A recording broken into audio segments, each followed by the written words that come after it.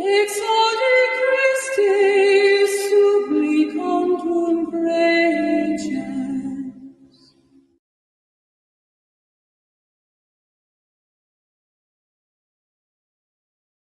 Que viva Cristo Rey y que viva Santa María de Guadalupe. Amadísimos hermanos, quiero comenzar con las palabras de su santidad León XIII en su encíclica Inimica Bis. Un error que no se resiste, se aprueba. Una verdad que no se defiende, se suprime. Quien no se opone a un delito evidente, se expone a la sospecha de complicidad secreta. En el nombre del Padre, del Hijo y del Espíritu Santo. Amén. Amados hermanos, en Jesucristo nuestro Señor, hoy vamos a hablar sobre cuál es el proceso que se desarrolla, lo que estamos viviendo hoy, para que se dé ese proceso, pues, de fragmentación, ese proceso de descomposición, de apostasía.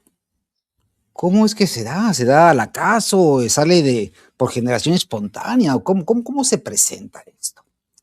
Y para comenzar quisiera compartirles esta parte que es el obispo Marcelo Lefebvre en su libro Carta a los católicos confundidos, a los católicos perplejos, en la página 81, y dice: Dios conoce todas las almas y por consiguiente sabe que en los medios protestantes, musulmanes, budistas y en toda la humanidad hay almas de buena voluntad. Esas almas reciben la gracia del bautismo sin saberlo, pero de una manera efectiva y por lo tanto quedan incorporados a la iglesia. Pero el error consiste en pensar que esas almas se salvan por su religión. Se salvan en su religión, pero no por esa religión. No se salvan por obra del islamismo o por obra del sintoísmo. En el cielo no hay iglesia budista ni iglesia protestante. Esas cosas que pueden parecer duras, pero así es la verdad. Bueno, ¿y a qué se debe? Solamente Dios lo sabe, pero esto es una sentencia herética.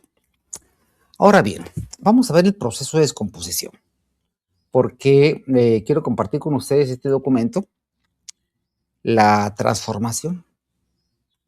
¿Cómo se da esa transformación? Entonces nos dice claramente esta parte. Dice,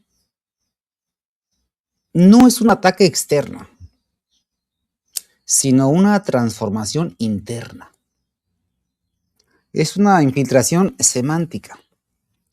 Primero que nada, pues hay elementos internos ajenos a los intereses de la iglesia. Es un fenómeno que se presenta. Elementos externos a la naturaleza de la iglesia. Es decir, una infiltración. Que es una red de infiltrados, clérigos que no tienen la fe, que trabajan coordinadamente para cambiar los dogmas de día adentro. Su labor es aparentemente de mansedumbre, falsa espiritualidad, que sus errores se los atribuyan a faltas de experiencia, ímpetus aún no controlados, errores normales, pero siempre en la misma dirección. Para esto, ¿qué es lo que tienen que hacer estas personas? Bueno, tienen que hacer un cambio de lenguaje. ¿Sí? Un cambio de lenguaje por el cual es la primera fase y es la más sutil. No se ataca la doctrina de frente, no vamos a negar el dogma, sino se vacían las palabras de su contenido original. Para ello se basa de una falsa filosofía, etiquetar de fanatismos a los que se oponen a sus programas. Para esto ocupa nuevos términos. Se introducen conceptos ambiguos, como el diálogo, acompañamiento, apertura, libertad, fraternidad, libertad, que permiten múltiples interpretaciones. lo cual da lugar a la libre interpretación, es decir, el terreno de lo ambiguo. Se da el relativismo. Las palabras como pecado o dogma se reemplazan por términos más psicológicos o sociológicos para, pues, acomodarlos a los tiempos modernos. Esto da la cuestión relativa, que son asegurar una descomposición a largo, palabras como pecado o dogma se van cambiando. El centro de formación es importantísimo. Ellos van a buscar las cátedras para asegurar una descomposición a largo plazo. El objetivo son los seminarios y las universidades, donde se va a formar la siguiente generación, para que salga con el pensamiento de ellos. Para eso es la formación de cuadros. Se promueven profesores con visiones heterodoxas, se favorece el ascenso de perfiles que priorizan la adaptación al mundo moderno por encima de la Iglesia Católica. Entonces se da el desmantelamiento de la liturgia. La máxima es lex orandi, lex credendi. La ley del orar es la ley del creer. Y esto indica que si cambiamos la forma de la oración y de la liturgia, también vamos a cambiar la forma de la fe. Por eso el ataque y supresión de la Santa Misa, además de lo que representa. Entonces da una desacralización. Se pasa de un culto centrado en Dios a la comunidad, al club de Toby. Entonces se da un sentido, una pérdida del sentido de lo sagrado. Al simplificar los ritos, se debilita la percepción de los misterios, se facilita la secularización interna. Y es como se da la inversión de la jerarquía. El proceso de descomposición busca que la Iglesia deje de ser una guía moral para convertirse, pues, en una ONG o humanitaria. Y la prioridad es el enfoque y se desplaza de la salvación de las almas a causas sociales, ambientales, que la gente esté contenta. Y entonces es importantísimo la formación de los sacerdotes. Es importantísima la filosofía y el enfoque que le dé a las cosas. Y hoy se da la perversión de la doctrina. Les comparto con ustedes algo de eso. And probably the main one is this insistence on the virtue of obedience. Be ye subject, therefore, to every human creature for God's sake. Obedience. When you look at the life of our Lord Jesus Christ, you can see that obedience was an essential aspect of the example he gave us. For example, you have this beautiful meditation of Saint Bernard, who is contemplating the life of the Holy Family in Nazareth, and he asks, who was subject? To whom was he obedient? God to man. Learn, O man, to obey. Learn, you who are earth, to be submissive. Learn, O dust, to be subject. I was being amazed by this mystery of God made man obeying to Saint Joseph. A man, holy man, of course, but a man. Or Our Lady, a woman, the most perfect creature, of course, that was ever made, but still a creature. While our Lord Jesus Christ is God himself. In his epistles to the Philippians, St. Paul says, he humbled himself, becoming obedient unto death, even to death of the cross. And in the epistle to the Romans, he was saying, St. Paul, for as by the disobedience of one man, many were made sinners, disobedience of Adam, so by the obedience of one shall many be made righteous. So we have a clear insistence in the Holy Scripture of this particular virtue our Lord practiced during his life, the virtue of obedience. I think this is important to reflect on it, to reflect on the necessity, the beauty, and the difficulty of the virtue of obedience. You know, the necessity, if you open any spiritual book from any saints or any spiritual author, they will permanently recall the importance of obedience. For example, Don Marmion, in his books, Don Marmion is an excellent author. Whatever you see written by Don Marmion, you can read it. Go for it. It's beautiful. And in his book, Christ's Ideal of the Monk, when he highlights... So what do you think about that? Let's have a look at this virtue of obedience. And first of all, we have to consider the obedience we owe to God. Then, we will have a look at the obedience we owe to men. And finally, we will see the properties and limits of our obedience. Do we have to obey always, in all circumstances, whatever is asked? Let's have a look. The easiest one, of course, is to consider the obedience we owe to God. What is God's plan? We know that God is the creator of everything. Absolutely, everybody is created by God. And by creating us, God has one purpose, one intention, which is to bring us to His eternal happiness. And it is really beautiful to think that all of us who are here today in this chapel and everybody on earth has been created by God in order to share His beatitude, His bliss. And for us to reach this bliss, God established a plan, a special plan for each one of us. Everybody is special in God's heart. For everybody, for everyone, He has a special idea, a special plan, a special mission, a special place in His heart.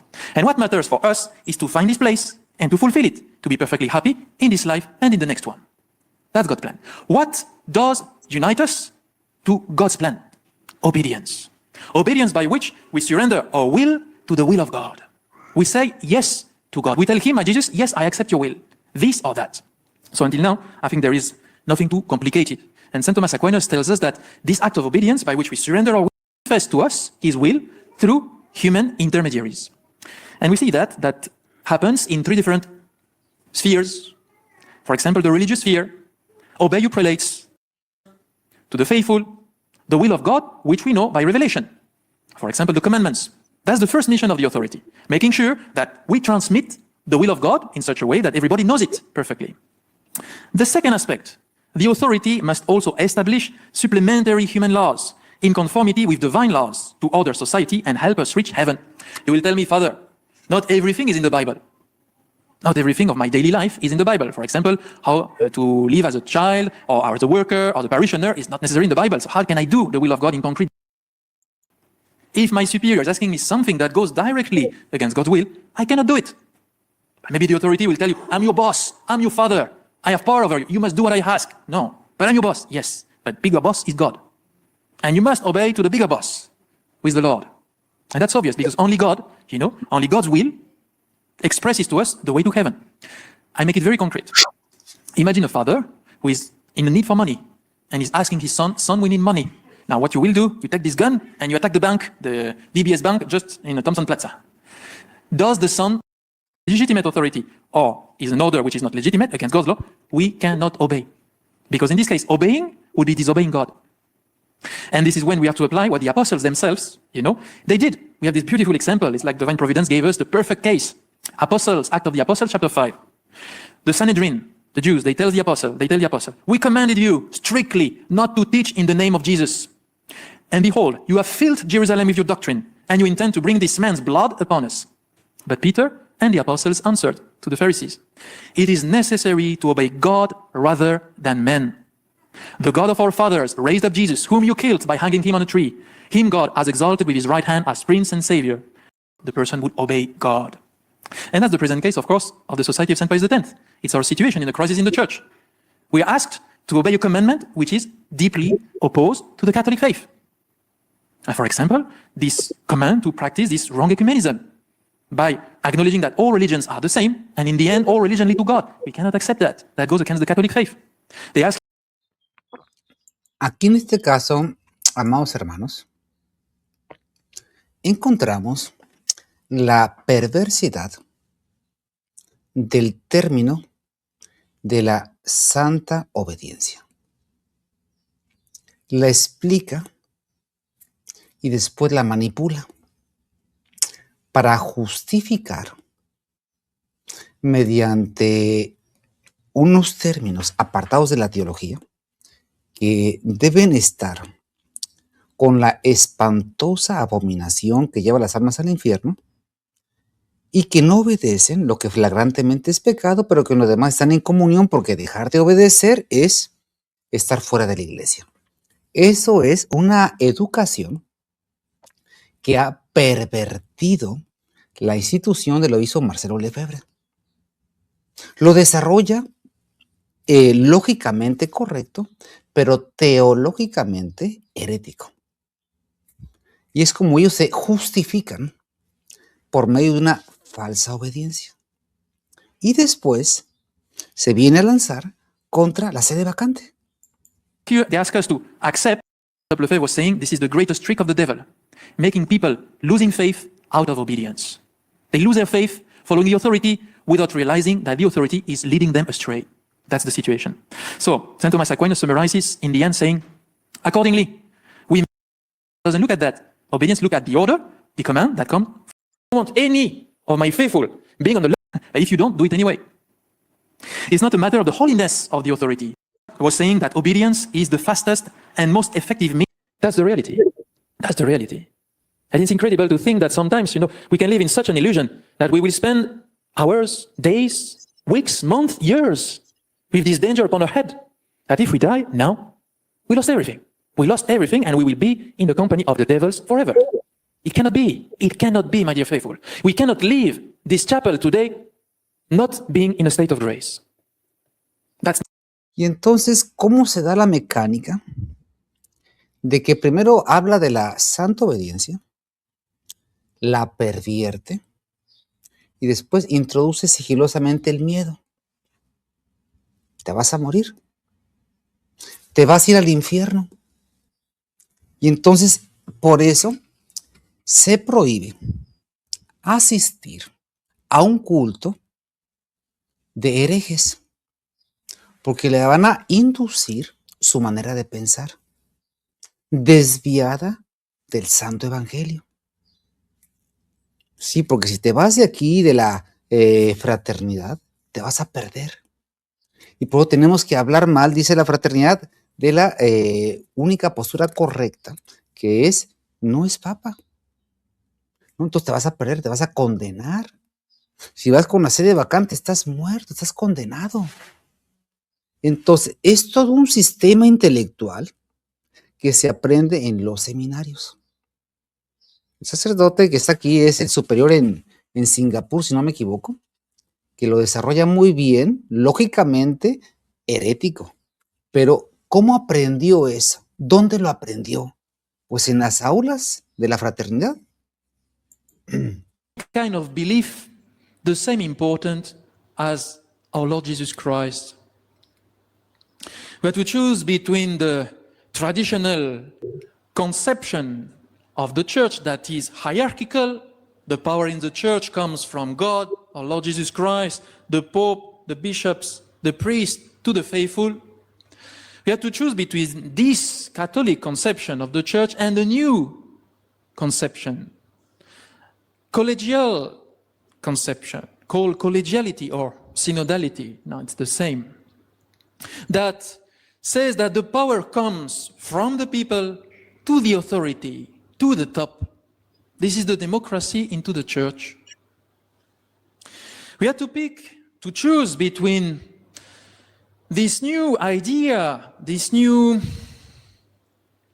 concept of the relations between the Catholic Church and the non-Catholic, saying that nowadays the Church must not seek the conversion of the non-Catholic, but instead try to get a dialogue that will enrich each other and allow us to reach an harmony, a peaceful human charity between everybody. That's called ecumenism. So we have to choose between this new ecumenism and the missionary spirit of the church, who wants to preach the gospel all over the world, following the words of our Lord Jesus Christ, go and preach my words and the baptism in the name of the Father and of the Son and of the Holy Ghost. And consequently, after the council, according to the new principles expressed by the council, we had to choose again between a new Mass and the Mass of all times. The Mass that has been prepared during centuries by saints, by holy popes, adopting beautiful rites.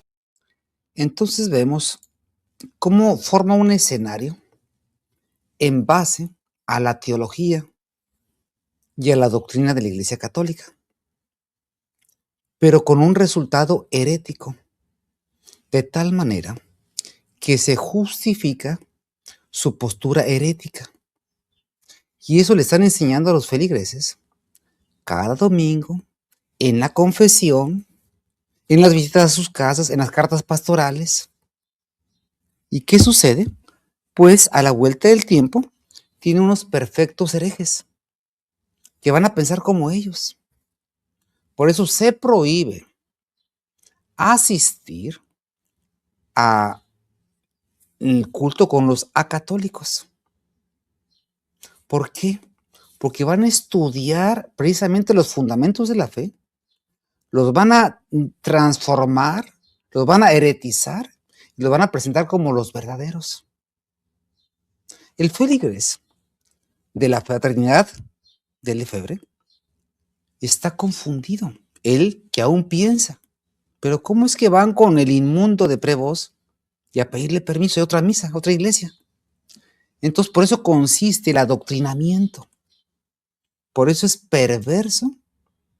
Y porque tienen que formar en una nueva filosofía.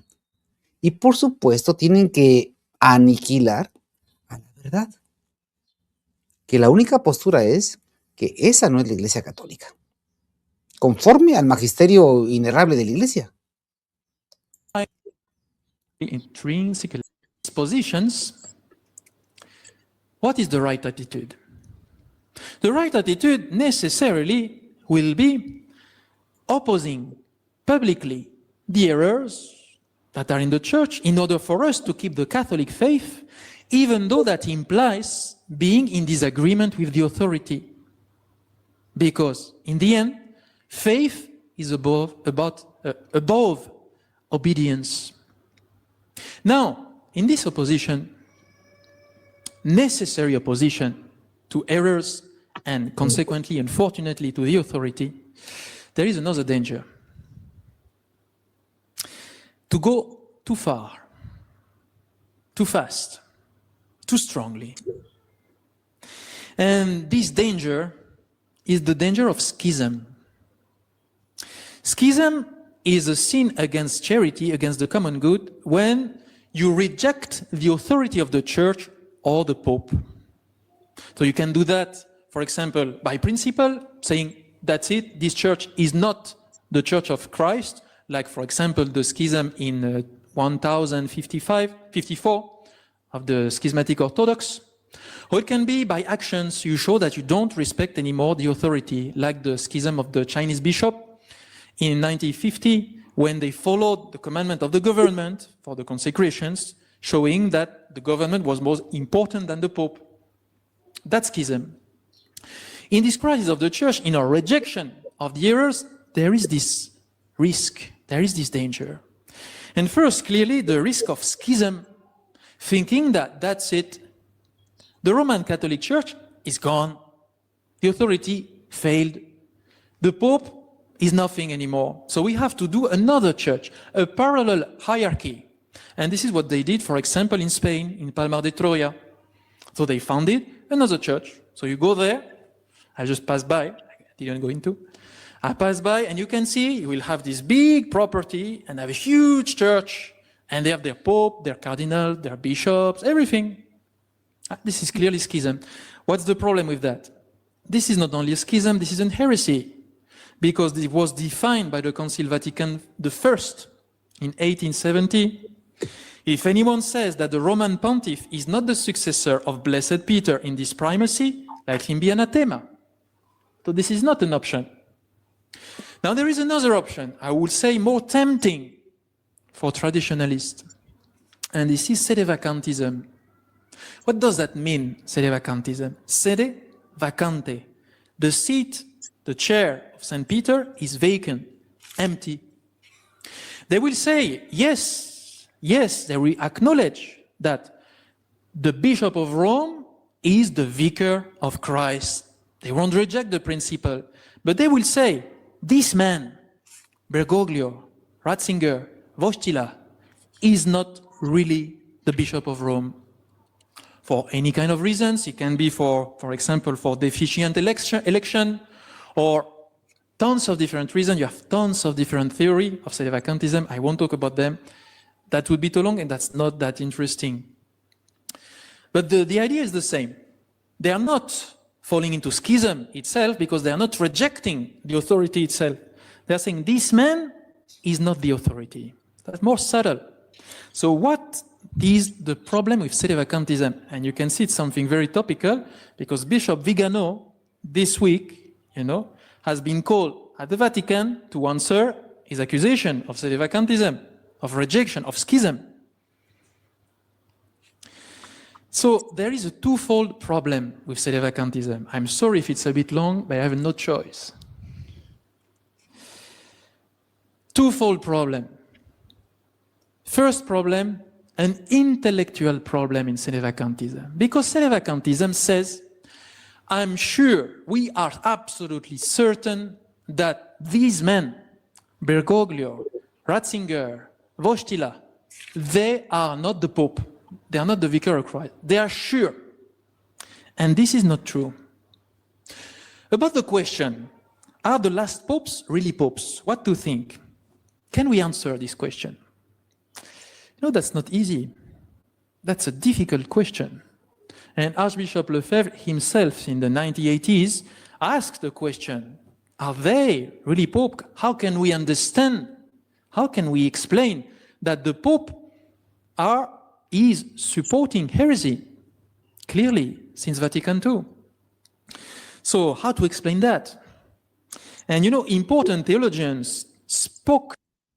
Entonces, amados hermanos, imagínese usted un feligrés que asiste a la Santa Misa con los sacerdotes de la herejía de estar y resistir. Ellos les forman en su mente el sedevacante se fue al extremo y tienen la temeridad. ¿En qué se basa para decir que no es papa? ¿Cómo está seguro?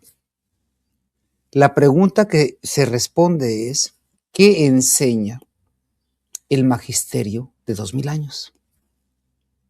La Iglesia no juzga las intenciones, juzga los hechos.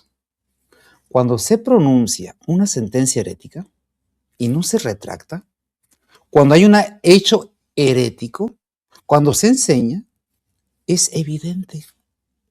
Entonces, aquí caen en la trampa ellos mismos, porque el objetivo de la fraternidad de Lefebvre es impedir que los que se dan cuenta del error se desconozcan esa falsa autoridad y quieren que continúen reconociéndola. De esa manera, los tienen asegurados. ¿Y quiénes se convierten en los enemigos naturales? La sede vacante. Por eso, el ataque feroz por parte de Monseñor Lefebvre a Monseñor Tuc. Cuando él consagra a Monseñor Carmona y a Monseñor Zamora, los declara en estado mental abrupto. ¿Por qué razón? Porque le está destruyendo su monopolio. Sus hijos hacen exactamente lo mismo. Justifican la herejía de estar y resistir. Y quien señala conforme al magisterio que un papa no puede ser hereje, simple y sencillamente eso es el demonio. Entonces tenemos la mente de los feligreses adoctrinada en una herejía, desde la predicación, la confesión, las visitas pastorales, los boletines, y ellos, los fieles, les infunden miedo. Fuera de la fraternidad te vas a perder. Si te vas al modernismo, no está muy mal, pero peor con la sede vacante. Y por eso les sirve de herramienta lo que impulsó el obispo Lefebvre, que es el palmar de Troya. Entonces todo es un engranaje. Y para que la parte de la sede vacante no dé su fruto, pues hay que infiltrarla con elementos salidos de la herejía de Monseñor Lefebvre. Si se dan cuenta, en la sede vacante la mayor parte de los obispos son formados en la fraternidad herética de Monseñor Lefebvre y la admiran y la alaban. Y ese veneno herético lo inyectan en las mentes, haciendo ver a la obra de Lefebvre como si fuera, no sé, una educación maravillosa. Por eso son importantes los seminarios, porque se les enseña cómo predicar la herejía, cómo revestir la herejía de virtud. Y entonces tenemos personas que no razonan, tienen una postura, pero no pueden dialogar. igual que los sacerdotes.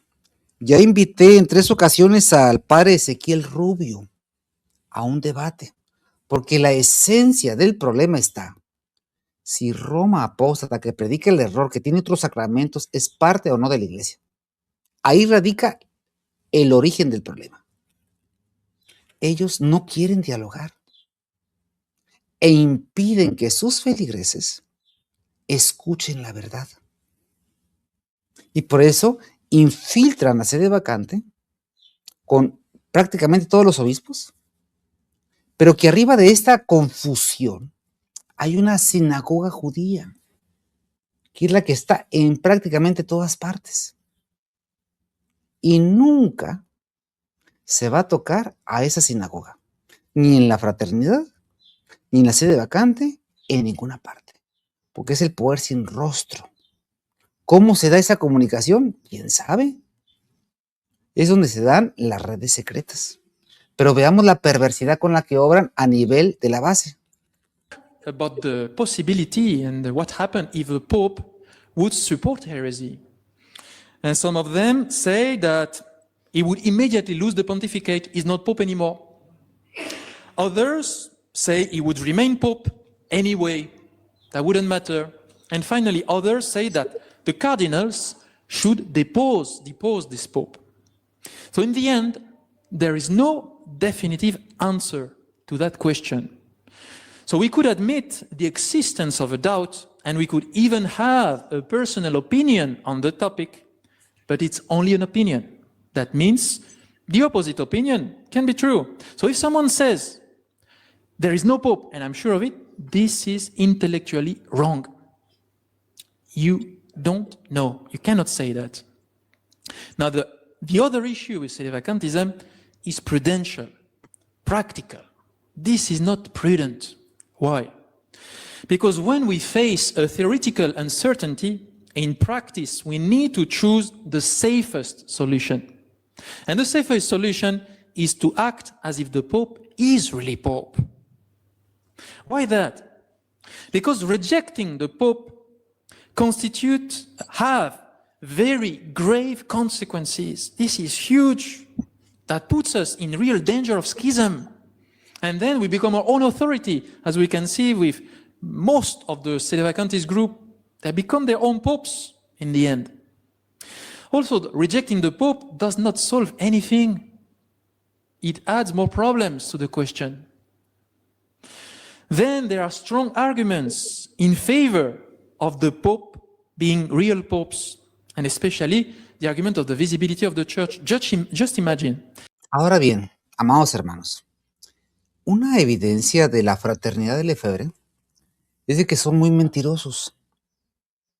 Porque por una parte, comienzan con un discurso de rechazo a la Roma modernista. Rechazamos la herejía, rechazamos la maldad. Y ahora resulta que ya que tienen adoctrinados a sus fieles, nosotros somos muy obedientes al Papa. ¿Y por qué no dijiste eso al principio? ¿Por qué fuiste cambiando? ¿Por qué no eres honesto? Primero lucras. Estamos en contra de esa falsa iglesia, que es como atraen a las personas que se dan cuenta de la verdad. Y ya que las han adoctrinado a la persona del falso santo, que es un hereje de Marcelo Lefebvre, entonces, ahora somos nosotros los obedientes. Nos sacrificamos. Los malos son los que están fuera, los que no reconocen a estos herejes. Entonces, es una manipulación en el cerebro. Y quien representa la postura teológica, la rechazan. Están rechazando el magisterio. Por ejemplo, la bula ex apostolato officio. Un hereje no puede ser papa. ¿Quién es el hereje? Pues el que predica la herejía. Y entonces hay que irle a preguntar a ver si es cierto que es herejía. Entonces, tienen que usar 2 herramientas. Una, mentir. Y otra, hacer adictos a su persona. O sea, nada más conmigo, los demás no valen. No vayas a platicar con ellos, te van a confundir. Nada más a mí escúchame. Cuando debe ser, ¿qué dice el magisterio? Estudia el magisterio. Y si alguien va y se presenta con dudas naturales, pues es un hereje, es un soberbio. Por eso es tan importante los centros de formación, donde van a transformar las mentes que lo que es Roma apóstata, que ha sido abrogado el sacrificio perpetuo, lo van a transformar en que ellos son los héroes de la película y tienen que estar junto al anticristo para que regrese a la verdad. Ahí está la perversidad. Pero tienen mucho miedo. ¿Tienen mucho miedo de qué? De la verdad teológica, del magisterio de 2000 años. Y por eso es nada más, escúchame a mí. Y como se comparan con la espantosa abominación, pues vienen saliendo menos malos al exterior, pero más perversos. ¿Por qué? Porque manipulan el evangelio. ¿A dónde? A quedar bajo la autoridad del lobo rapaz. Ese es el gran engaño. In the past 60 years, there is no pope. What happened to the hierarchy? No cardinals, no bishop, nothing. This is it. So where is the promise of our Lord Jesus Christ for the church to not fail?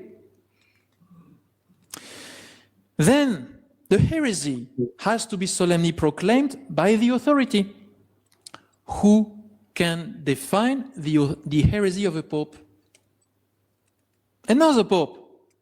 So we cannot judge. We don't have the authority. So only another pope, maybe in the future, will be able to define this question. But pretending, being capable by yourself to do so, it's an illusion. It's wrong. And finally, I give you a very concrete image to understand the situation regarding sedevacantism. Just imagine there is a person on the ground who just fell. Entonces, amados hermanos, a ver, veamos esto con calma y los que me escuchan o me van a escuchar de la fraternidad de Marcelo Lefebvre, yo les pregunto a ustedes, ¿por qué les prohíben platicar con nosotros?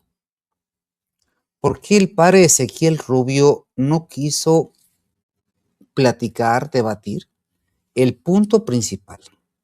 Roma apóstata no es ni parte ni es de Iglesia Católica. ¿Por qué? ¿Somos demonios? ¿Estamos locos o cómo? Vamos a hablar con el magisterio. Pero una de las cosas que tiene temor la fraternidad de Marcelo Lefebvre es dialogar con el magisterio, porque no le asiste la razón. Es un trabajo de muchos años y el objetivo principal es conquistar las mentes de sus fieles, haciéndoles ver lo que no es. Y por eso la Iglesia prohíbe la comunicación con herejes, prohíbe confesarse con cultos a católicos. Te van a pervertir. Y si usted va con los protestantes, con los testigos de Jehová, pues ellos tienen la verdad. Y la Iglesia Católica es pues la suma de las herejías. En cualquier falsa religión tiene ese sesgo. Yo tengo la verdad. Aquellos son malos. Y la Iglesia que enseña, ¿qué es lo que enseñó Jesucristo nuestro Señor? No utiliza a la persona como el centro de la unidad, sino Dios y su santo evangelio. Y entonces hacen una hidra judía que infiltran la sede vacante, porque saben que tienen la verdad, y la infiltran a través de la cúpula. Y de ahí viene, ¿de dónde viene la herejía de estar y resistir? De la sinagoga. ¿De dónde viene la herejía de la misa unacum, en comunión con el anticristo? De ahí mismo. ¿Y de dónde viene la teoría del papa material? De ahí mismo.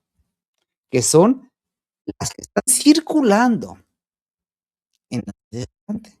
¿Quién las hace circular? Los que salen de la fraternidad. Y la presentan como una ciencia que no la van a entender los de mente pequeña. Ese es el proceso. Lograr hipnotizar a las personas fuera de la realidad.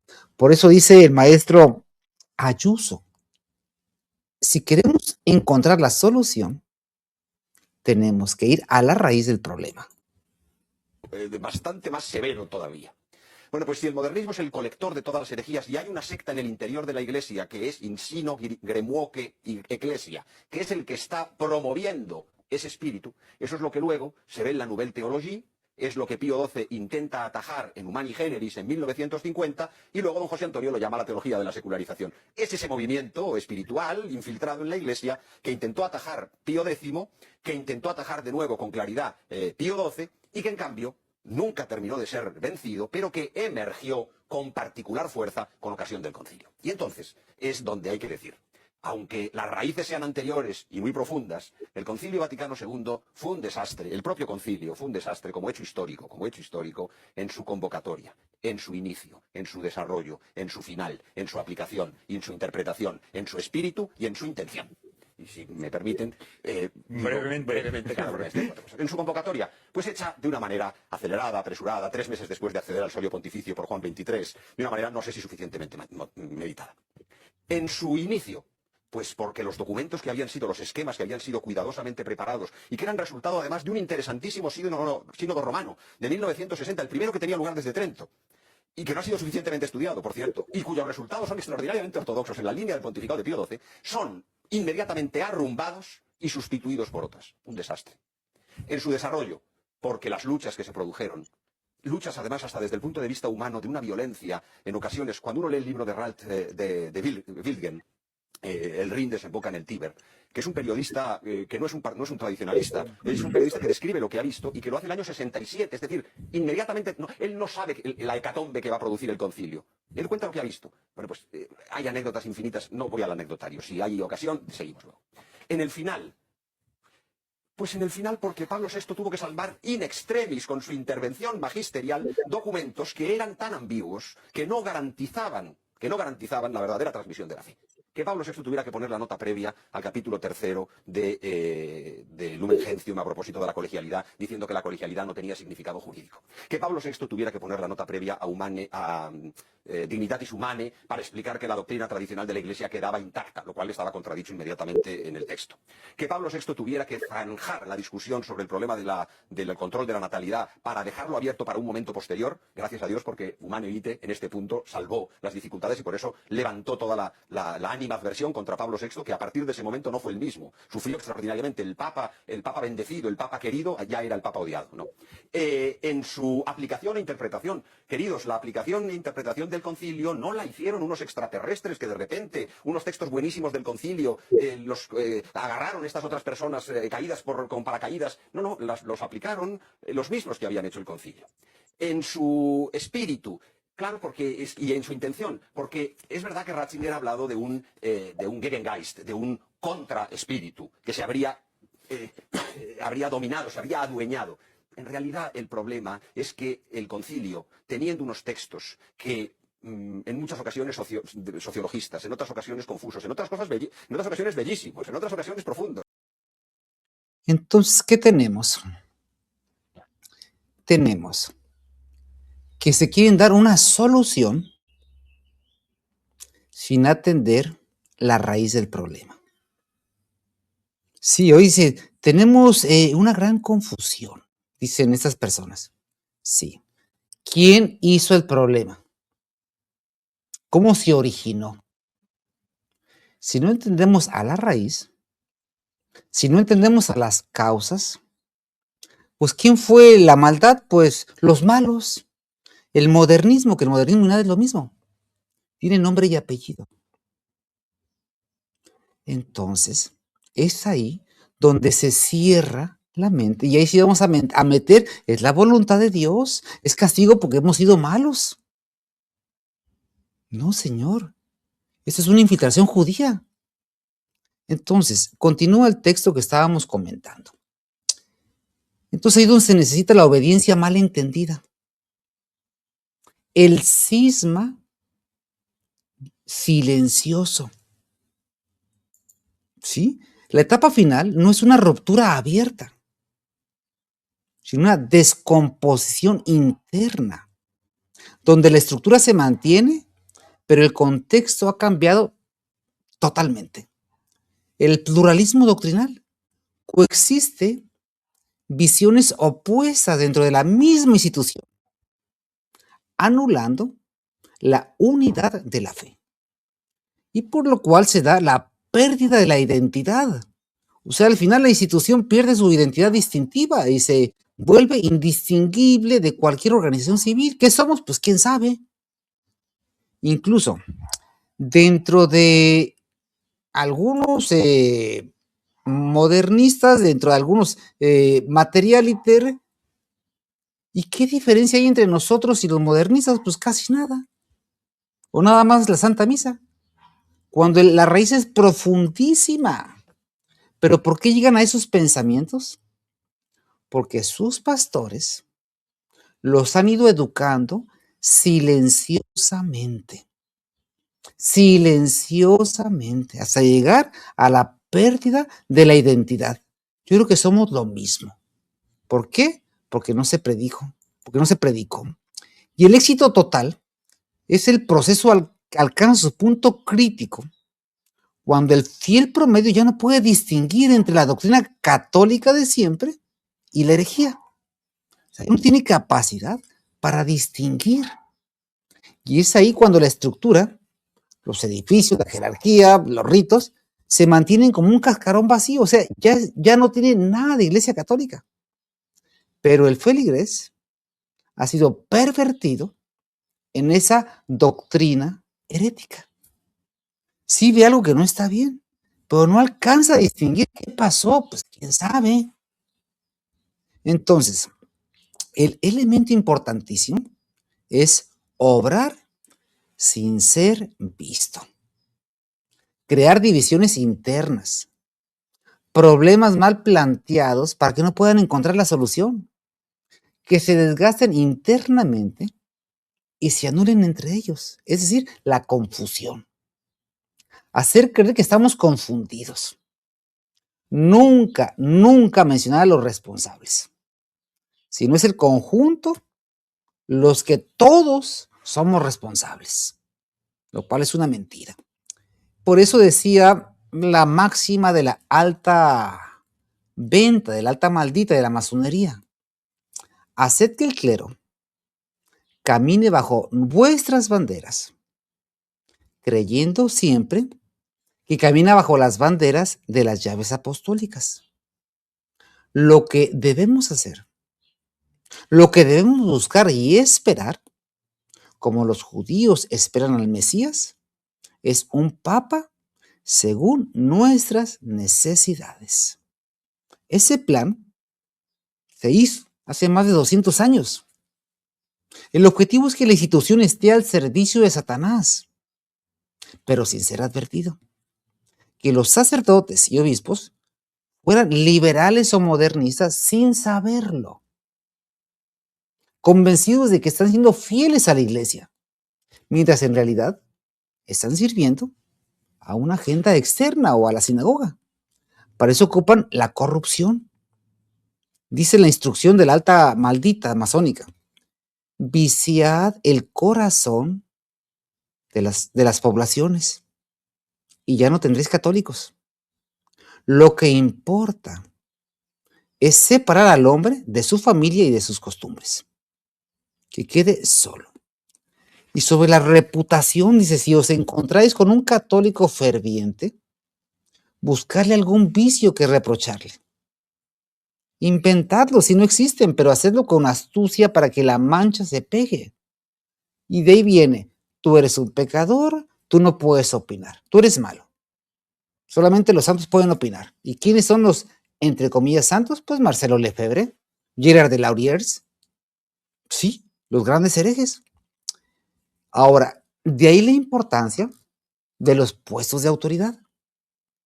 Las dignidades son en realidad agentes que se valen de la obediencia o la figura del Papa para obligar a los fieles que si desobedeces a un obispo de la red, a un sacerdote de la red, al falso Papa, estás desobedeciendo a Dios. Cuando en realidad el obispo está ondeando las banderas de la revolución masónica. Entonces, es ahí donde el feligrés lo van a bombardear desde el confesionario, desde la predicación. Son soberbios, juzgan, no nos quieren, se van a ir al infierno. ¿Y quiénes son los cerebros? Siempre están atrás, pero muy cerca de las autoridades.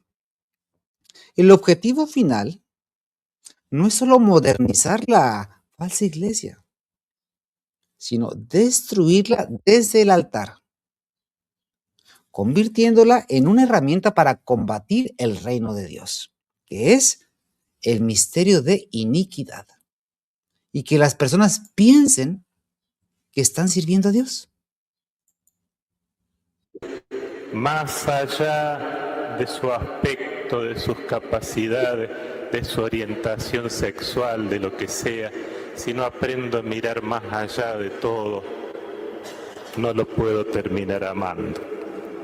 Como venga, así como es, me guste o no, así vale más que nada en esta tierra. Cada hermano y cada hermana vale más que nada en esta tierra. Ustedes saben que durante muchos siglos la Iglesia fue en otra dirección.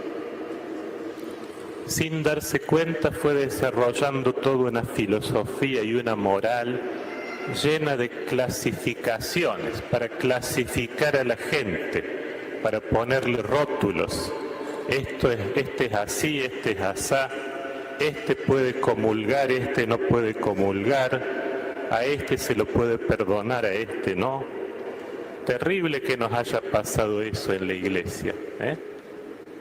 Gracias a Dios el Papa Francisco nos ayuda a liberarnos de esos esquemas. Tutti, incondizionalmente. Donde se deplora la opresión, la esclavitud. De Chicago, sí. La Iglesia Católica depende ahora. Este es así, este es asá. Y sorpresivamente ha sido él.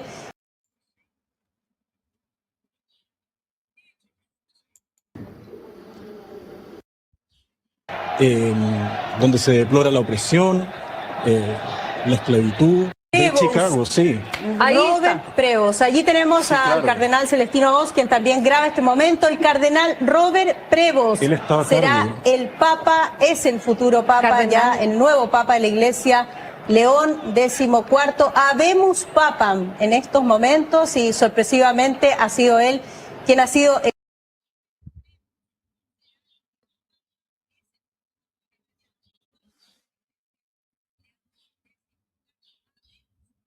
Durante este encuentro se les entregó una propuesta de documento con el que se les proponía constituir una prelatura personal como el instrumento más adecuado para un posible reconocimiento canónico de la fraternidad.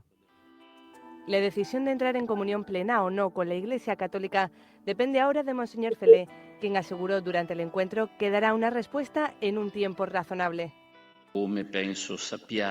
La fraternidad tiene su capítulo general durante la primera semana de julio, por lo que será también una ocasión para que los responsables de la fraternidad reflexionen sobre este tema. Voyez, parce que pour l'Église catholique, les autres religions sont dans l'erreur, et donc si on peut tolérer l'erreur, mais jamais on peut avoir un droit naturel, c'est-à-dire un droit qui est donné par Dieu en définitive, puisque la nature, l'Église considère que c'est Dieu qui nous a donné la nature, donc c'est lui qui aurait donné un droit aux hommes de pouvoir publiquement diffuser leurs erreurs dans la société. Ça, c'est une chose qui est absolument contraire à tout ce que l'Église a affirmé autrefois. Deuxièmement, en segundo lugar, si hay una conferencia episcopal, y pienso que esa es la novedad profunda del ecumenismo que se ve en este concilio, los católicos divisan que la conversión que devolverá la unidad a la Iglesia ya no es en dirección única, pero nosotros es algo muy nuevo, sentimos, sabemos, proclamamos. Nosotros los católicos, que tenemos también que hacer un gran esfuerzo sobre el tiempo de nuestra Iglesia para poder acoger a todos nuestros hermanos, separados de forma que se sientan libres, en una Iglesia verdaderamente una. L'œcuménisme, n'est-ce pas, met pratiquement toutes les religions sur le même pied et donne le droit commun à toutes les religions. Et c'est là, précisément, un problème, à mon sens, excessivement grave, parce que le fait de mettre toutes les religions sur le même pied détruit l'Église. Si l'Église, se disant, doit se dire comme la seule vraie et possédant seule la vérité, si elle met ce qu'elle appelle les erreurs. Por eso el papel de Monseñor Lefebvre fue fundamental. Es quien contenía a la reacción. Estamos en contra, pero no permitió que se fueran a la verdad. Aquí se van a quedar, porque es el único lugar. Luego tuvo el financiamiento. Ahí está la perversidad. Es la contraparte. Y ahora le llaman el santo. Bien, continúa el documento. El arte de presentar las herejías. Los documentos eclesiásticos modernos se escriben de tal forma que un conservador puede leerlos y quedarse tranquilo, aunque un poco a disgusto, mientras que un revolucionario puede usarlos para destruir la doctrina. Esto es la aplicación técnica de la instrucción de la alta venta. Así que se hagan los documentos. Nos da espacio y aquellos los deja a medio paso. El cardenal Mariano Rampolla del Tíndaro, 1843-1913, fue la mano derecha de su santidad el Papa León XIII, sirviendo como su secretario de Estado durante 16 años. Desde ese puesto manejó la diplomacia de la Iglesia y la política internacional. Responsable del acercamiento de la Iglesia a la República Francesa con Ralliement, lo cual fue visto por muchos como una capitulación entre el pensamiento masónico y liberal. El cónclave de 1903, Rampolla era el favorito absoluto para ser el nuevo papa. Está a punto de cumplir el sueño de la alta venta, un papa imbuido de ideas modernistas bajo la llave de San Pedro. Pero vino el veto imperial.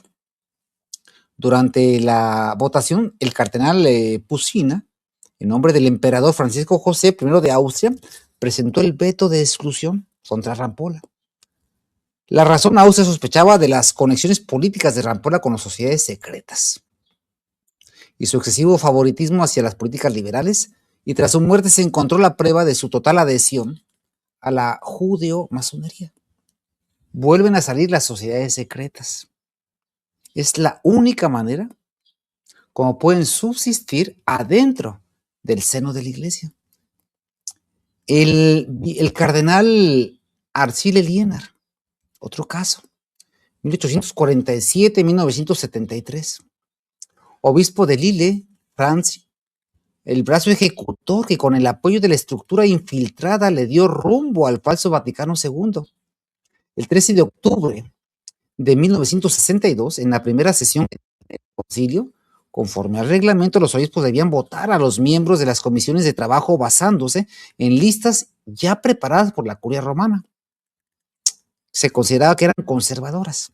El gesto fue que Liénard tomó el micrófono y en un acto de rebeldía procesal pidió que se pospusieran las votaciones para que los obispos pudieran conocerse y elaborar sus propias listas. La consecuencia que este gesto rompió el control de la jerarquía tradicional y permitió que el ala progresista, especialmente la del Rin, que era la unión de Francia, Alemania y Holanda, tomara el control de las comisiones. Se le conoce como el momento en que el concilio que cambió la dirección. El testimonio de la marquesa de la Franquere fue quien da testimonio, otra de cada testimonio del expediente del cardenal Liénard. Bien, el dúo dinámico dentro de ese concilio fue Liénard y el cardenal Friens. El cardenal Friens era arzobispo de Colonia y Alemania. Fue el cerebro intelectual. Friens era el líder de los obispos de habla alemana. Tenía como su principal asesor teológico, su perito, a un joven llamado Joseph Ratzinger. Mientras Liénard rompía el protocolo, Friens lanzaba ataques teológicos contra el Santo Oficio. La Santa Inquisición llamando a sus métodos como un escándalo para el mundo. La Alianza del Rin fue un grupo formado por obispos de Francia, Alemania, Holanda y Bélgica, que operaban como una maquinaria política perfecta para aplicar la descomposición. Se reunían todas las noches en el Hotel Santa Marta para planificar los ataques del día siguiente. Reparto de tareas: Liénard ponía la autoridad, Friens el prestigio intelectual y otros como el cardenal Suenens de Bélgica se encargaba de la comunicación con la prensa. La táctica de Friens y Liénard consistió en sustituir los esquemas. Lograron que los documentos redactados por los teólogos tradicionales fueran cambiados por nuevos textos con frases que permitieran interpretaciones liberales. Después del concilio, el cardenal Friens era casi ciego durante el concilio, por lo que dependía totalmente de lo que sus asesores, como era Ratzinger, el judío, que le leía y le escribía. Y es donde se forma la Alianza del Rin, que era un grupo masónico. Liénard, Friens y compañía. Y el primer teólogo era Karl Rahner, el cerebro. Es considerado el teólogo más influyente del siglo XX y el asesor principal del grupo alemán. Su tesis consistía cristianismo anónimo. Sostenía que alguien puede salvarse sin conocer a nuestro Señor si sigue su conciencia. Anuló la necesidad de la iglesia, de las misiones, convirtiendo el catolicismo en una filosofía humana. O sea, todos se pueden salvar con la buena intención. Esa es la filosofía de Karl Rahner, que coincide con la herejía que propone Marcelo Lefebvre. ¿Sí? ¿Cuál es la filosofía de Marcelo Lefebvre? Dice su libro, A los católicos perplejos: Dios conoce todas las almas y por consiguiente sabe que en los medios protestantes, musulmanes, budistas y de toda la humanidad hay almas de buena voluntad. Esas almas reciben la gracia del bautismo sin saberlo, pero de una manera efectiva y por lo tanto quedan incorporados a la iglesia. Pero el error consiste en pensar que esas almas se salvan por su religión. Se salvan en su religión, pero no en esa religión. No se salvan por obra del islamismo, por obra del sintoísmo. En el cielo no hay iglesia budista ni iglesia protestante. A ver, esta idea, ¿quién se la enseñó? Pues es la idea de Karl Rahner. Esa es. Es la idea por eso hay ideólogos. Entonces, es una cadena que se va siguiendo. Y ahí es donde se forma, sabían que tenía que haber una defensa, se forma el Cetus Internationalis Patrum, que es un grupo internacional de padres. Fue la resistencia organizada dentro del concilio, que operaba aparentemente para intentar detener la Alianza del Rin. Se reunieron unos 250 a 400 obispos que defendían, entre comillas, la tradición. ¿Y quiénes eran las figuras principales? Pues Marcelo Lefebvre, el líder principal y el estratega. Para él el concilio estaba siendo secuestrado por fuerzas masónicas y modernistas. Otro era Antonio de Castro Mayer, obispo brasileño, el aliado más fiel de Lefebvre, quien mantuvo la liturgia tradicional en sus diócesis de campus. Geraldo de Provincias y Gaud, también brasileño, fue secretario y organizador del grupo. Era un experto en la lucha contra el comunismo y la infiltración con sus asegúnes. El cardenal Alfredo Taviani, aunque no era miembro oficial, pero era el referéndum doctrinal. Entonces, como jefe del Santo Oficio, entonces su lema era siempre lo mismo, semper idem. Los teólogos de esta resistencia a diferencia de los teólogos en la sombra del Rin, Rahner y Kuhn, los teólogos del Cetus Fidelis, ¿qué hacían? Pues era la dogmática, como el padre Víctor y Alain Humberto, que fueron en cerebro. ¿Qué hacían? Era quitar las ambigüedades, o sea, ser reactivos. Aquí dice una ambigüedad, esto no está bien. Y aquellos pues venían con todo. Monseñor Brunero Gherardini es un gran defensor de la tradición que hasta los últimos días pues analizó los vacíos teológicos, pero nunca declaró la sede vacante. Cornelio Fabro, experto en filosofía, advertía el pensamiento, pero ¿qué hicieron? ¿Cómo operaba este Cetus Fidelis? Repartía folletos a los obispos, repartía documentos, tomaba la palabra en las aulas. Era la iglesia, condenaban a la iglesia liberal. Pero ellos mismos silenciaron el libro Complot contra la iglesia. No, porque tocaba el problema judío. O sea, aquí la resistencia la dirigimos nosotros, no ustedes. Se reunían, este grupo, en la Casa General de los Padres del Espíritu Santo en Roma, que fue fundada la encabezó un judío, que se convierte a la Iglesia Católica, supuestamente después los comulgan, el cual fue maestro de Lefebvre. Pues en esa casa, ahí se reunían. Hacían sus boletines, que antes de que los sacaran ya lo sabían los otros. Publicaban hojas volantes que no servían para nada. Y el resultado es evidente. Entonces, ellos mismos encabezan la resistencia y hacen que no funcione. Por eso el infiltrado nunca ataca el dogma de frente. Sería expulsado. La técnica es hablar de forma que un tradicionalista entienda una cosa y el modernista entienda otra. Encabeza la lucha y es el mismo que la frena. Que esa es la falsa derecha. La inversión de la caridad para anular la justicia y la doctrina. Es decir, tú no pienses mal. A lo mejor está equivocado. Pero es el mismo que está en contubernio con los que están haciendo la destrucción. La técnica es presentar la doctrina de siempre como algo rígido, frío o falta de amor. Y prioriza el bienestar emocional o social de la persona por encima de la salvación de las almas. Su objetivo es que la iglesia parezca un club de Toby, un club social, una ONG. O sea, todo menos sagrado. Y la técnica es desacralizar, quitar la importancia de la Santa Liturgia, el silencio, el respeto al altar, el dogma.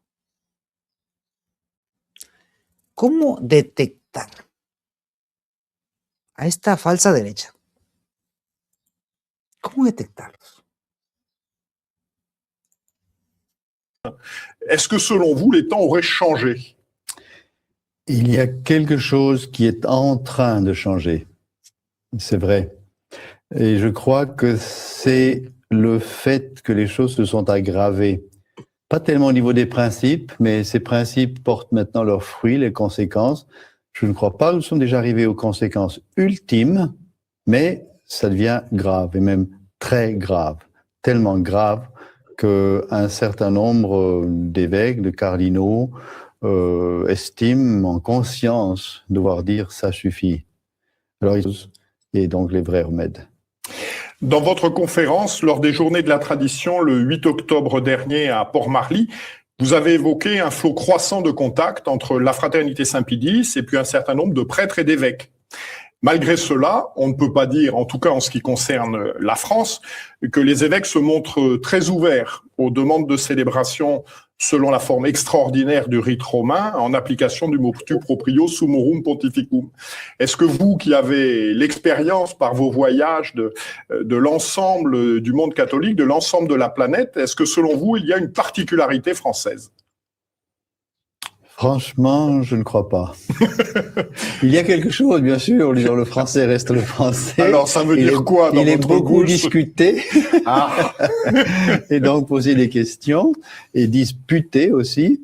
Mais si vous voulez, au niveau donc de la crise de l'Église, de ce qui se passe, je crois qu'elle est vraiment générale. Et au niveau aussi des réactions, elle est franchement, sur toute l'Église, elle est encore mineure, mais elle est générale, elle est aussi en France. Alors, certainement, il n'y a pas beaucoup d'évêques qui nous ont contactés ou qui nous ont dit « nous sommes avec vous », mais ça vient gentiment. Dans cette réflexion de vos relations avec Rome, le pape François vous a fait la proposition d'une prélature personnelle pour la fraternité Saint-Pie X. Cette situation canonique, vous conserverez une indépendance totale vis-à-vis des évêques. Monseigneur Schneider, qui était présent à cette place il y a quelques mois, qui a visité vos séminaires, vous exhorte à accepter cette proposition. Es decir, amados hermanos, lo que hace el enemigo es presentarse. Estamos en contra, estamos molestos con esto que está pasando. Qué mal, qué mal, qué mal. Pero no haces nada. Y a las personas que reclaman, a los fieles nobles, inteligentes, espérense, es que esto no es tan fácil. Ustedes recen. Estamos haciendo todo lo posible. Pero mire, es muy grande la situación. Entonces, es abanderar la lucha, entre comillas, pero a la vez la vas a entorpecer. Nunca es claro, nadie tiene la culpa. En eso consiste y en eso se identifica. Nunca da el tiro certero. Siempre son enemigos abstractos. Sí, vamos a reunirnos, vamos a rezar y vamos a enfrentar este gran problema. ¿Pero qué haces? Nada. Y quedas en comunión con los enemigos. Y se presentan como los santos. Que es exactamente lo que hace hoy los obispos de la sede vacante. Ni siquiera definen por escrito que Roma apóstata no es parte de la iglesia. ¿Por qué? Pues porque no quieren. Sí, de sencillo. No quieren. Y tenemos a un obispo Roa convocando a un concilio. To be in communion with the See of Peter. And this is something that, brings me to reflect sometimes, are we truly, in communion with the Catholic Church if we don't have at least, if not worried that there is no Pope? And, because I'm a bit tired of sedevacantism being presented as the solution. Sedevacantism is the problem. Entonces fíjese cómo este obispo, formado en la herejía de Monseñor Lefebvre, él dice, me enojo con los de herejes de Lefebvre. Bueno, no le llama herejes, le llama confundidos. Me voy a hacer sedevacantista. Y cuando, entre comillas, ese sedevacantista lo hace en obispo. Y después dice, estoy muy desilusionado de los sedevacantistas. ¿Cuáles? Nombre y apellido. Estoy muy cansado de eso. Y después aparece, vamos a convocar un cónclave para que todos estemos unidos, porque no hay una voz autorizada. ¿Y de dónde vienes? ¿Cuál es tu trayectoria? Y por otra parte, la parte que entre comillas se supone que es sedevacante es una a favor de los judíos, donde ya manejan las herejías. Sí, me refiero a la Sociedad Talmúdica de Trento. La pregunta, porque nosotros no sostenemos que solamente porque en cuanto el Papa dice una herejía, ya deja de ser Papa. No tiene que ser así, no es tan tajante la cosa. No tiene que ser así, no es tan tajante la cosa, porque aun y cuando diga una herejía, un error, un Papa, no por eso de manera automática se puede decir que ya deja de ser Papa, puesto que Miren, amados hermanos, aparentemente pensarán los que lo quieren justificar se confundió, se puso nervioso, no estaba muy bien, ya ve que está medio imbécil, pero no. La realidad, cuando no tienen la verdad, no dan la cita del magisterio. Si este padre señalado de judío, que es Carlos Calcetín, tuviera la verdad del magisterio, cita el magisterio textual. Esto dice su santidad. Esto dice el concilio. No hay vuelta de hoja. Como no le asiste la razón, tiene que inventar doctrinas que no existen. Y después va a decir, me equivoqué. Esa es una táctica. Pero estás cambiando toda la doctrina. Y estás favoreciendo a la entrega de Roma Apóstata. Así opera la infiltración judía. Exactamente así opera. De esa manera. Continúa pues el documento. Nos dice lo siguiente.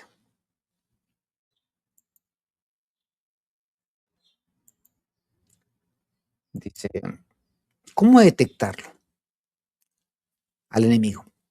La innovación. La innovación. Lo extraño, lo raro.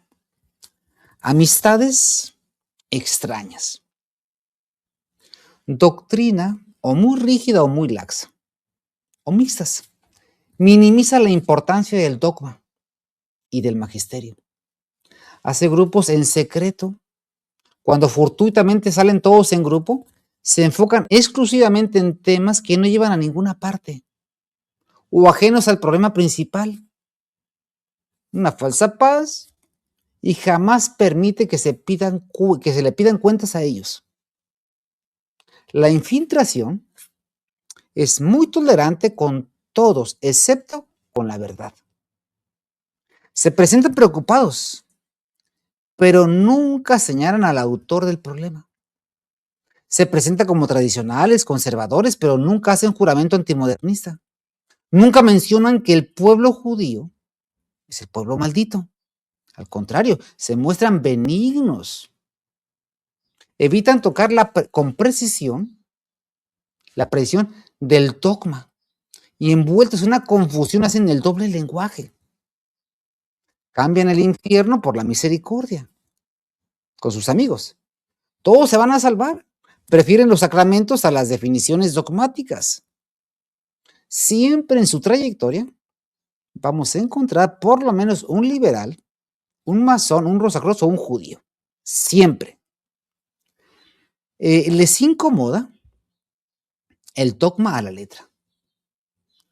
Aprenden a ser misericordiosos, los pacientes, pero realmente son intolerantes. Es todo lo contrario, es lo que aparentan. Jamás condenan el error ni la herejía. Ni señalan con nombre y apellido a los responsables. Se muestran como bonachones que han sufrido muchísimo, que han hecho mucho, que realmente no hacen nada. Y por supuesto, una diplomacia, una amabilidad con los enemigos de Cristo. Hay un rechazo total a quienes ponen la verdad teológica. Siempre van acompañados estas personas con su plañidera de falsas mujeres piadosas que van a ser el coro de las que se escandalizaron.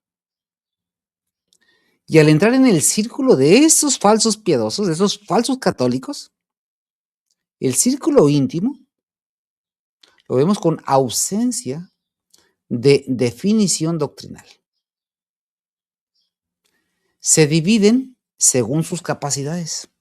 Algunos en la formación de cuadros, otras en la dirección de opinión, otros en ciertos carismas, pero en conjunto su apostolado redunda en la gloria personal. Cuando sostienen sus tesis o por cuestiones heréticas, nunca las responden completamente. Y por supuesto no quieren dialogar, pero curiosamente son secundadas por la red. Es decir, ¿quién respalda la herejía de Lefebvre? En la sede vacante, pues prácticamente todos los obispos. ¿Y por qué? Si es una herejía flagrante. Si usted dialoga con ellos, dígame por escrito que no tiene herejías. No. Por escrito jamás. ¿Por qué? ¿Saben que está mal?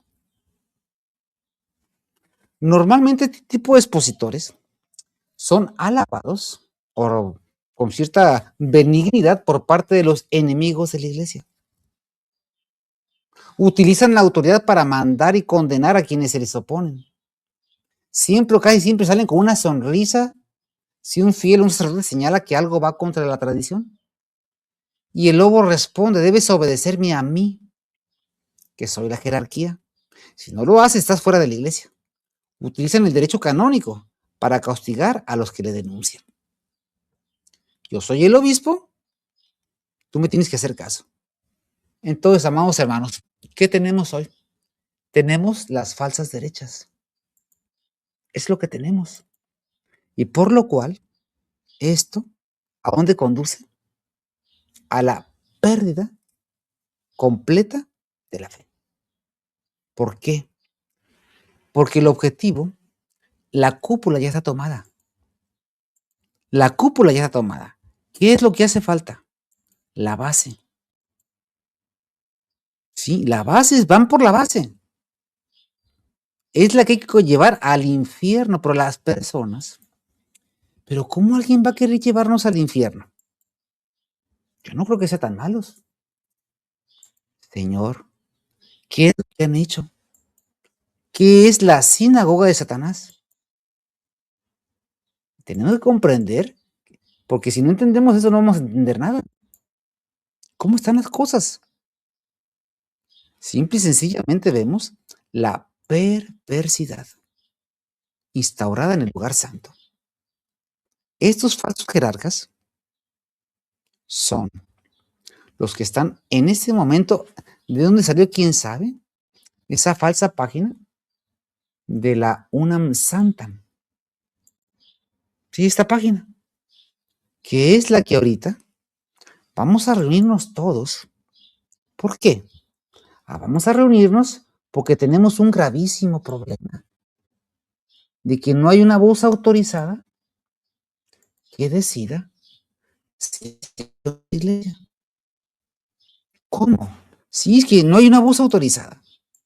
Entonces, si nos reunimos todos juntos, de ahí va a salir la voz autorizada para saber si es papa, si no es papa, y quién va a ser la cabeza. Pues el que diga el pueblo. Y ahí está la verdad. Entonces, eso está organizado. Esa es la señal. Y por supuesto son súper sentidos y están todos en un total acuerdo. ¿Y quién es el responsable? Nadie. Nadie. Esto es una caja de fantasías. ¿Por qué pasa? Porque es la espantosa abominación. Es el sello de la infiltración judía. La tradición está tomada. Y ahí entra, díganos, un no católico. Un no católico que de repente sale del obispo Rosacruz Williamson y todos lo empiezan a alabar. San Viganó ya le dijo el obispo Cuasirrabino Sambors. ¿Cómo? ¿No que es tan estricto? Sí, pero ocupan al enviado de la sinagoga de Moscú. ¿Para qué? ¿Para qué lo ocupa? Pues simple y sencillamente para que venga a terminar de condenar a pobres almas. Y ahí vemos por ejemplo, a Lefebvre celebrando de cara al...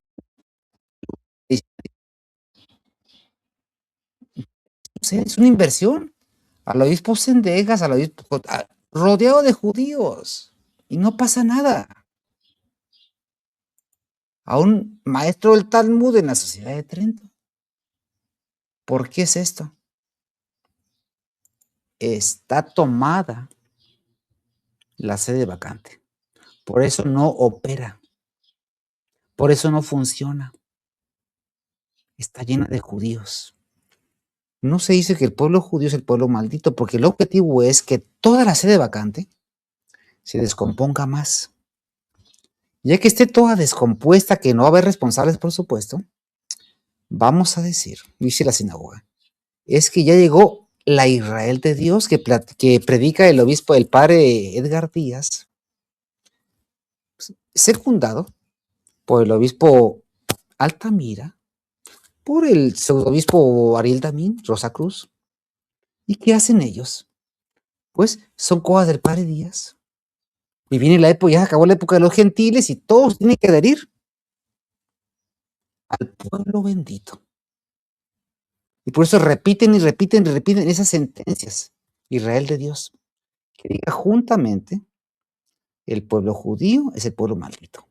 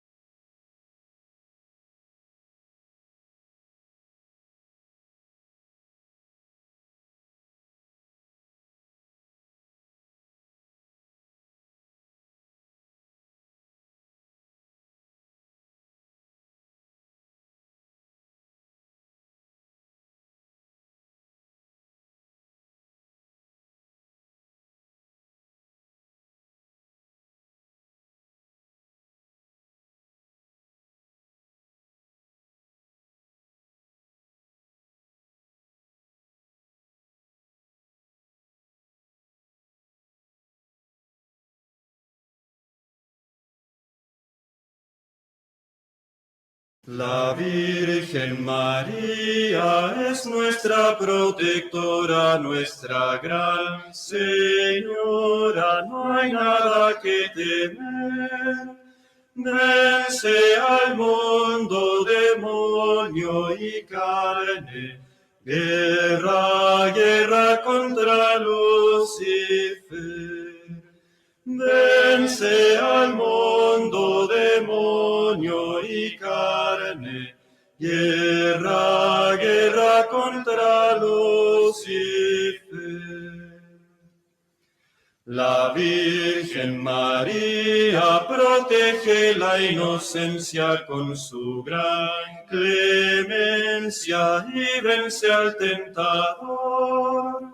Para que al cielo vayamos cantando, gloria, gloria a Cristo Redentor. Para que al cielo vayamos cantando, gloria, gloria a Cristo Redentor. Por miles sus hijos cayeron destrozados, eran los soldados de Cristo nuestro Rey. Pero las balas les dieron vida y alas, y volaron y están a sus pies. Pero las balas les dieron vida y alas, y volaron y están a sus